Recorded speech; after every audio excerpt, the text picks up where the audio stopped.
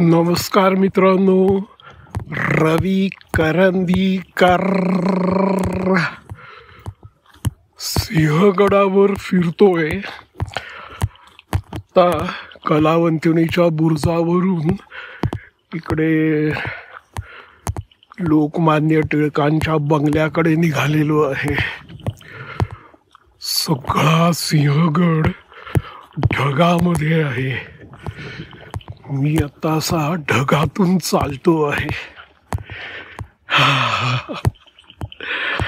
आणि मी पहिल्यांदाच ते मोबाईलचं प्लास्टिकचं पाऊच असतं येतं ना, तर त्याच्यामध्ये मोबाईल लावलेला आहे, ठेवलेला आहे आणि तो सेल्फी स्टिकवर लावून चालता चालता व्हिडिओ करतोय. आता माझा माईक भिजू नये म्हणून मी आत्ता माईक वापरत नाही आहे. मी विदाऊट माईक चाललेलो आहे. आता त्या प्लास्टिकच्या पाऊचमधून माझा आवाज रेकॉर्ड होईल की नाही काय कल्पना नाही आहे, पण मी म्हणलं की चला प्रयत्न तर करून बघूया, आहे ना. तर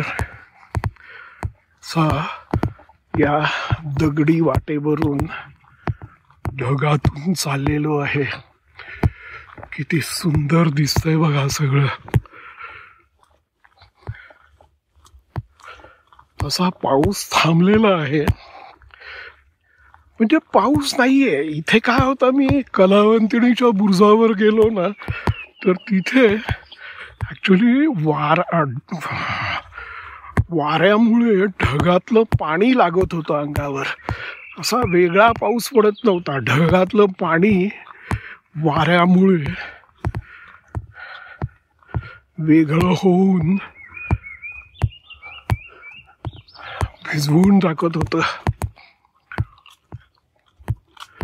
तर इकडे खाली राजाराम महाराजांची समाधी आहे. राजाराम महाराजांची समाधी इथे खाली आहे.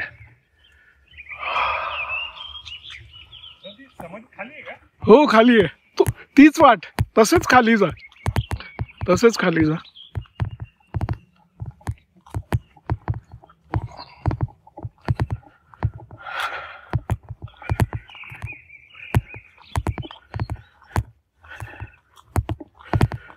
तर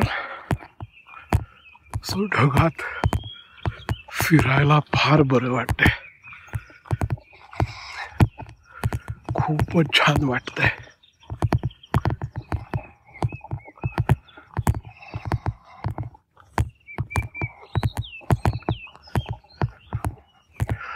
झाडावर बघा सगळं असं शेवाळ आलेलं आहे. किती छान दिसतंय ना. वा. आणि ही अशी वाट फार छान केलेली आहे.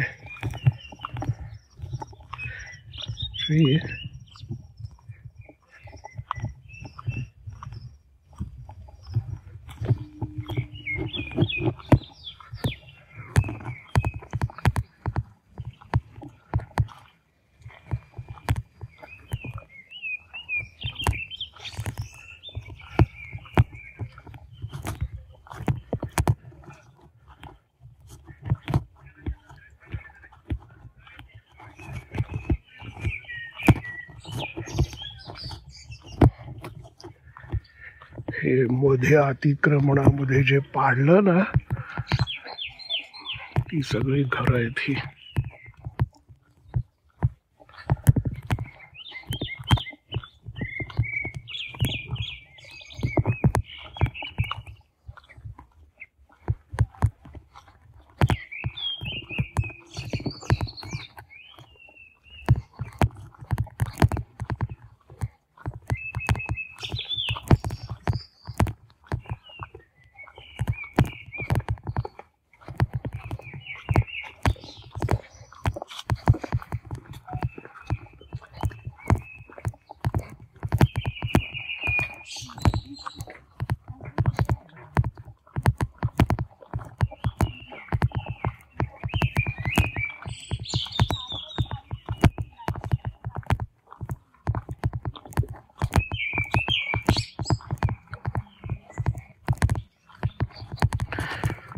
आज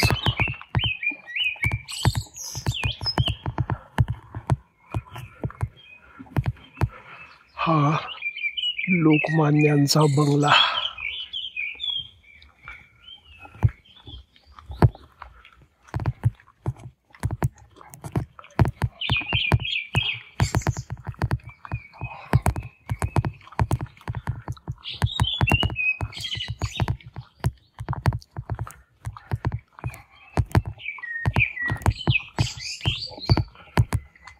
आणि हा लोकमान्यांचा पुतळा. आकाशात तोफा वगैरे ठेवल्यात बघा इकडे, है ना.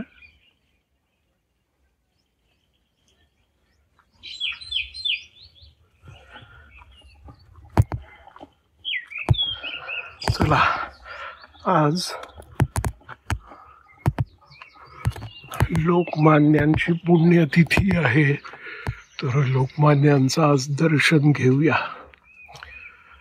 इथे त्यांनी हा लोकमान्यांचा खूप छान पुतळा पण बसवलेला आहे.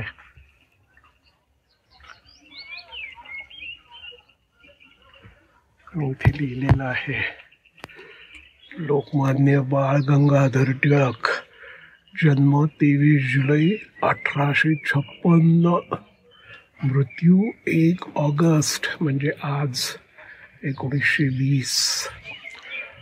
आणि इथे त्यांनी माहिती पण लिहिलेली आहे की लोकमान्य टिळकांचे सिंहगडावरील हे विश्रामधाम 1890 साली रामलाल नंदराम नाईक यांच्यापासून टिळकांनी खरेदी केले व ते उन्हाळ्यात व सवड मिळाली म्हणजे येथे येऊन राहत.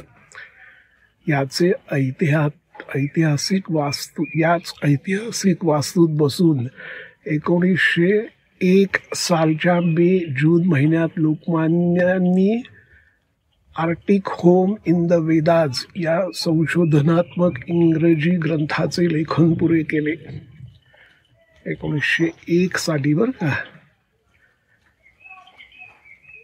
लोकमान्य टिळकांच्या गीता रहस्य या अलौकिक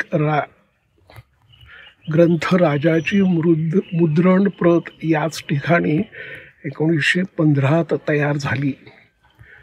लोकमान्य टिळक व महात्मा गांधी या दोन महापुरुषांची 1915 साली येथे भेट झाली.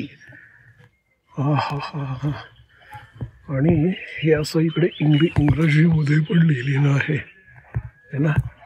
तर आज लोकमान्य बाळ गंगाधर टिळक यांची पुण्यतिथी आहे, त्यामुळे मी आज त्यांचं दर्शन घेऊन त्यांना श्रद्धांजली वाहतो आहे.